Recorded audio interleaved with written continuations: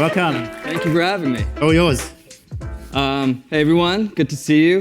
This is uniquely special to me because I've been doing these kind of things over the past year on Zooms and virtually. So this is the first time it's like with people in front of me, which is nice.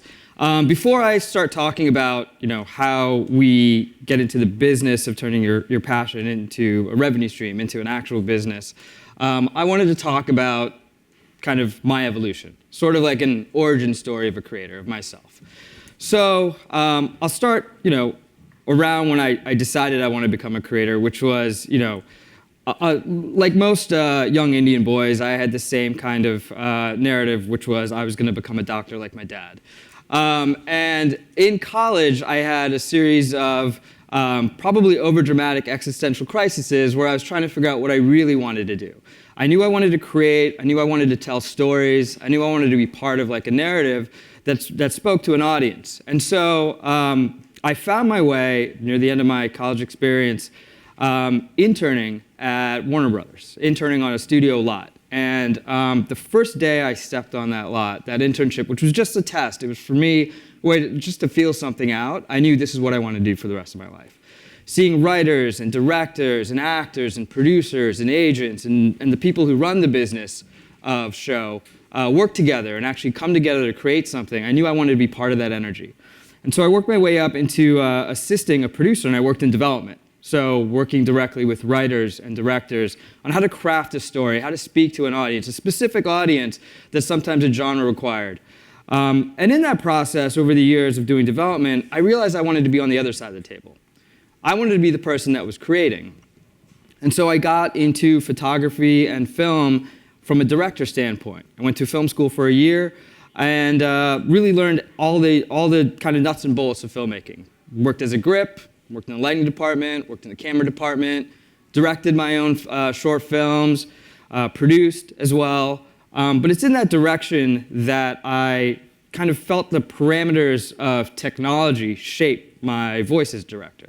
I'm probably aging myself, but this was pre-shooting on cell phones. This was honestly pre-red cameras, if you know what those are. I was shooting on a 60 millimeter film. I was shooting on giant HD cameras that required a giant footprint. And with some of the digital cameras, we would slap on this add-on, a PS Technics add-on, that would spin a ground glass and make a noise that would drive sound guys crazy, but would also knock 4 stops of light down. So in everything that I was doing, it was the stories, the narratives, everything I was writing and creating, I was making a consideration for the technology. And even in the process, in location scouting, in auditioning, there were separate giant cameras I have to take around with me, big consumer cameras, big prosumer cameras. And so for me, I think we're at a great point where technology, all of that can exist in our pockets now. You can take an idea and start testing it out almost immediately. You don't need a giant footprint of lighting to shoot into the night anymore. And I think that's what's really special about the technology we have, and I think it's changed kind of how, if I had been a creator now versus back then, I think I would have done more and taken more opportunity to experiment and really find my voice at the time. But anyway, as I was working as a director, I kind of wanted to learn some more disciplines. So I started a company with a friend who was a visual effects artist and learned the process of visual effects and animation. And then through that, we started doing live action some more and producing live action. I started managing directors, which is where I really found what I loved. And it's kind of funny because it takes me back to like the beginning of my cycle, where now I'm actually back on the other side of the table and I'm enjoying it. I realize this is what I want to do. Work with creators, develop their voice, find out what they want to do, and support it. And our directors were great. We had a guy who was an incredible visual effects artist that was a director. We had an incredible music video director. We had a guy whose whole thing was puppets, which I think is like an untapped resource in storytelling. And fast forward a bit, and I find myself now at Conde Nast, where I'm running branded entertainment. So it's the advertising, but through the lens of an editorial voice. And what's great about it is it allows us to kind of find our audience.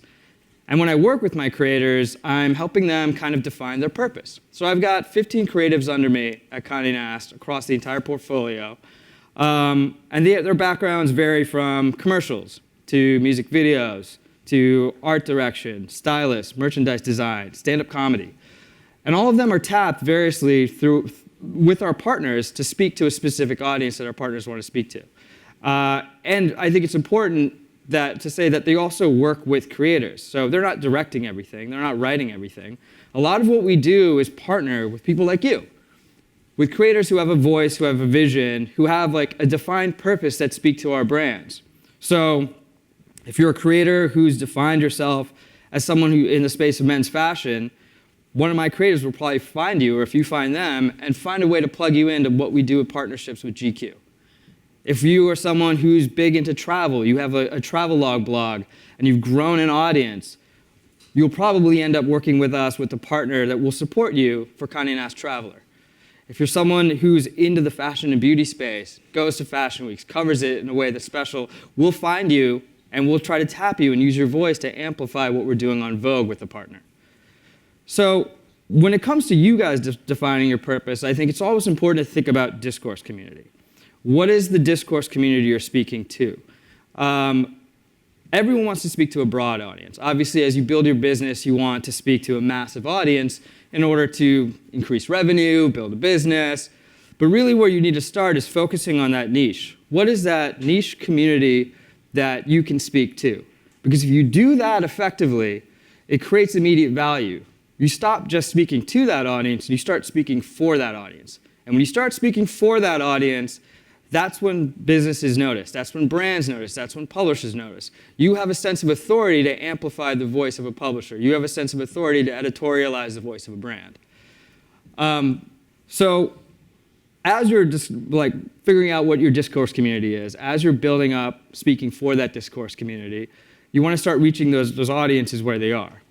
Different communities speak on different platforms. Some are stronger on Instagram, some are stronger on YouTube. You're going to have someone come out and talk about Twitch and how that platform actually works and isn't just a gaming platform. And so as you kind of toy with like how you want to speak to your audience and speak for your audience, you have to find out what platform is going to be like your base platform for that audience and then kind of slowly spread out.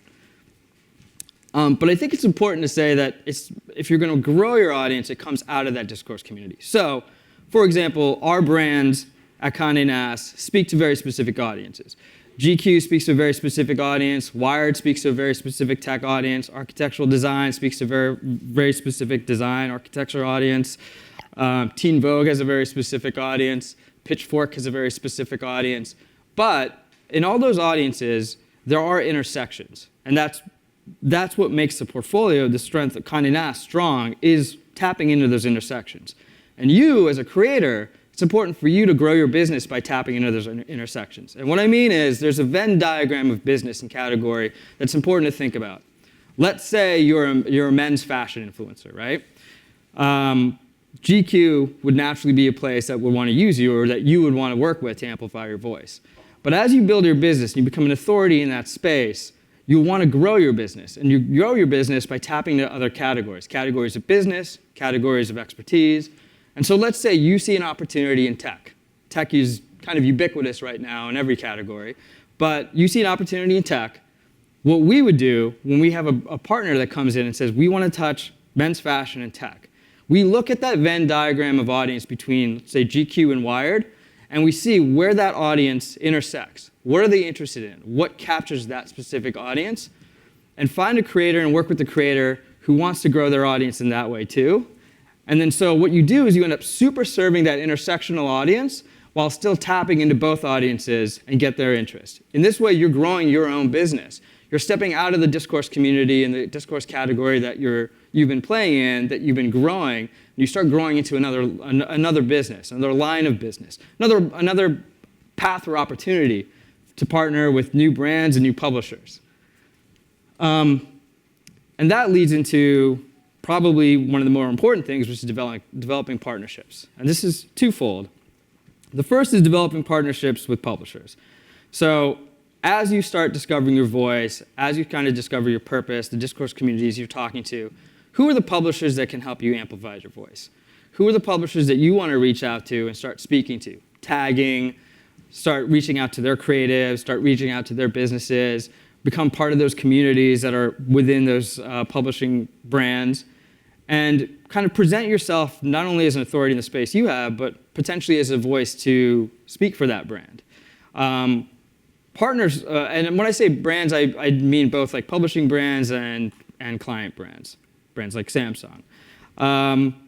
So what you want to do is get to know these brands, make sure you're picking the right ones that speak to your voice, and create those partnerships that become long-lasting.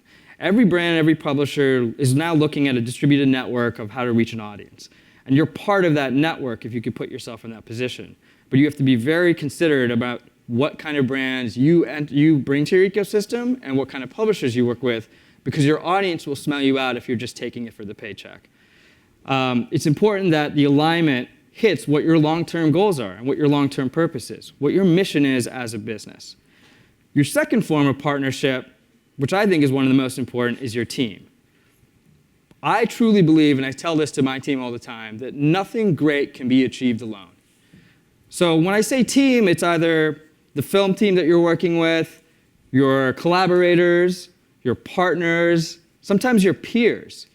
As you grow a business, the team will become the most important thing you have. One of the first short films I did, I still work 22 years later with the same DP that shot that. He's part of my team. He helped carry me, I'm going to help carry him, and that's what's brought me a lot of success. And you create those relationships, and you carry those relationships throughout your life, and those are the things that are going to make what you do matter to you and to the team around you, and it's going to be seen by the audience and by the brands you work with. I think also it's important to know that like collaborators are part of these partnerships. So I know, Samsung set up a bunch of tasks for you guys to do, where you to utilize the new phone, to utilize the new camera. I think one of my kind of homeworks to you the next couple of days, if you're here, is to get to know someone as a collaborator. Use this as a business opportunity to grow your audience with someone. You should not leave here without meeting someone new that you can say, hey, I want to work with you. I think we can support each other. I think we can collaborate together. I think our audiences have that intersection but are not the same. So obviously, what was different when I first started and where we are now is that audiences were much smaller. When I was creating and I started out, it was the short film circuit, maybe YouTube, maybe Vimeo, maybe .com, but really that was it. Now audiences are everywhere, and because of that, everyone's kind of watching you. So you have to put your best foot forward, both for yourself and for your business. If you, like I said, kind of aren't considerate about who you partner with, it could hurt your brand, it could hurt your business, because it's going to be seen by everyone, it's going to be seen everywhere.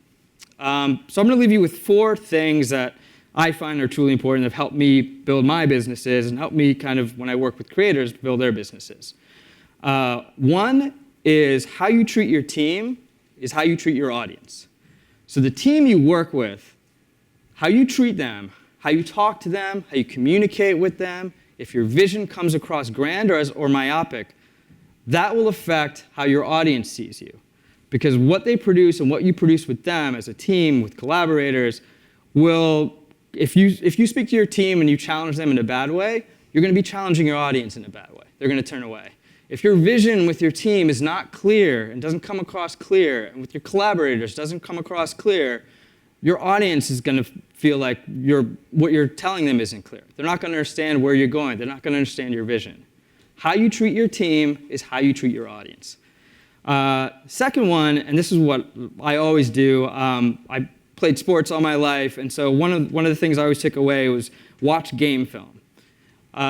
Watch game film means watching what the competitors do and your peers are doing every day. I spend 30 minutes to 2 hours a day watching what other publishers are doing, watching what brands that we're not working with are doing, watching what creators that we're not working yet are doing. Because there's twofold. One, I don't want to do what someone else is doing. I think you always have to be innovative, and you can't know what's innovative if you don't know what everyone else is doing. And two, I like being surprised by seeing something someone else does, and it makes me feel like, man, I wish I did that. You want to chase that feeling because it pushes you to be the person that other people are saying that about. So I always push my creators and the people I work with that way, and I think you should always push yourself that way by constantly watching what I call game film. 3, and this is more broadly and existentially really, as you kind of figure out what you want to be as a creator, what you want to build for yourself. It always starts with audience first, then it's a business. But when you get to a point to retain an audience, to grow an audience, to really keep an audience and audience loyalty, you got to figure out like what matters to you. How do you want to be in service to the world as a creator? Because I think that's the biggest takeaway that makes audiences stay with you. They don't become fans of yours. They become almost family to like what you're building because they want to be part of it. And finally, I think have fun. Like I tell my team all the time, and for me myself, it's every day you have to have fun. There are times when there are people on my team or people I've worked with or creative I've worked with hit like walls where they're not sure if they're working on the right thing. Their approach to creative they feel is getting stale. They don't feel challenged. They're unsure about the direction they're going and how they're creating and how they're working with creators. And I always push them, well, you got to find that place to have fun. Like, are you still having fun? You have to wake up and have fun. If you're not, you need to change something. Don't let it go too long. Change it.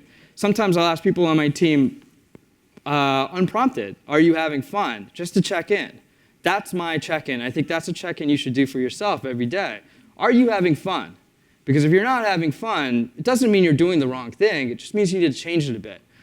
Being a creator means you have so many avenues of creation. You don't always have to limit yourself to one way. There's a chance to step back and kind of reinvent yourself. That's the beauty of being a creator. All you're doing is creating something out of nothing, and how you want to tell these stories, how do you want to tell your own stories, how you want to build can come directly from you. I have some time, so I'll do one bonus one for you guys. I just had a conversation this morning with a friend, so this came up, who's having trouble getting a project off the ground. I think the most important thing you can do is figure out what your relationship to the word no is. And what I mean by that is, as a creator, you're going to be told a lot, no, not yet, this isn't what I want, that's not what I need. How you receive no, how you hear no, how you hold it, and how you react to it will legitimately decide who you are as a creator and establish your longevity as a creator. On the same token, I think it's important to know that you should understand the power of the word no. As you build a business, you'll have opportunities that come to you that probably aren't right for your brand or your business. And despite what the paycheck might be like, despite what the opportunity might be like, if it's not really for you, you have to say no. Because that's what's going to build your business longer. That's going to create authenticity with your audience. It's going to create trust. And trust is really the biggest thing you can build a business on. Cool. So thank you, guys. Now I'd like to welcome Maggie Reese to the stage for some Q&A.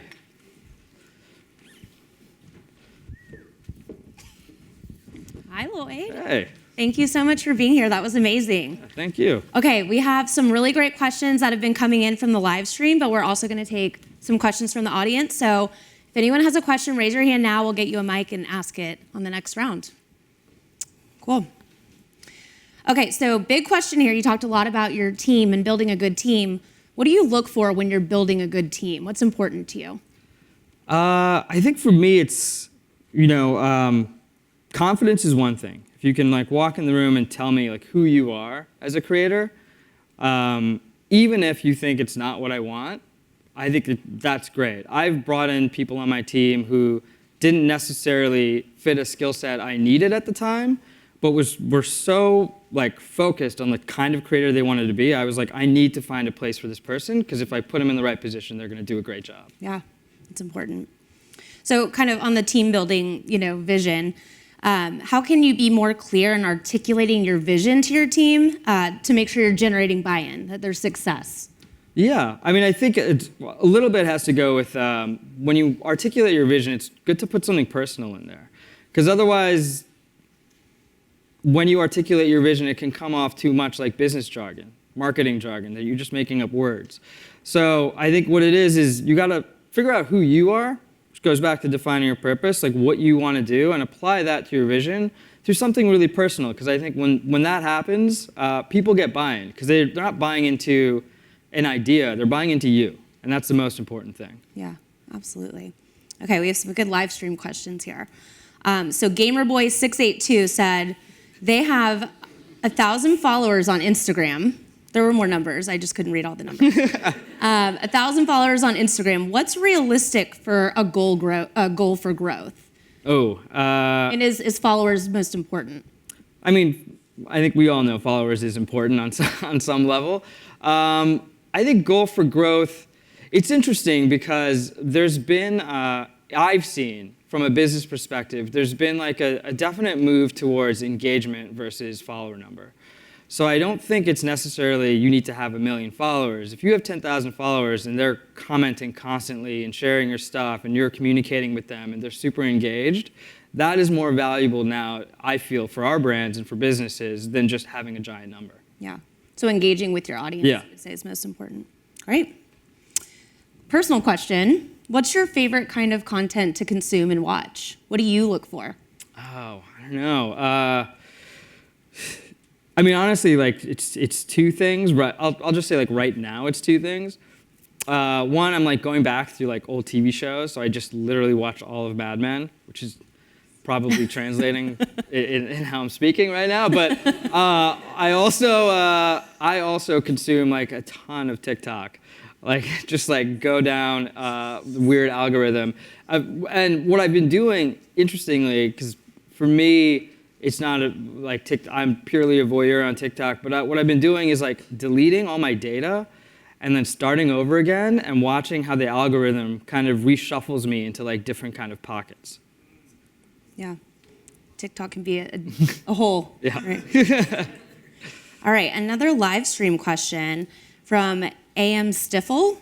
You mentioned how you hear no, and that's really important. How do you bounce back and pivot after hearing no? Because that can be hard. Yeah.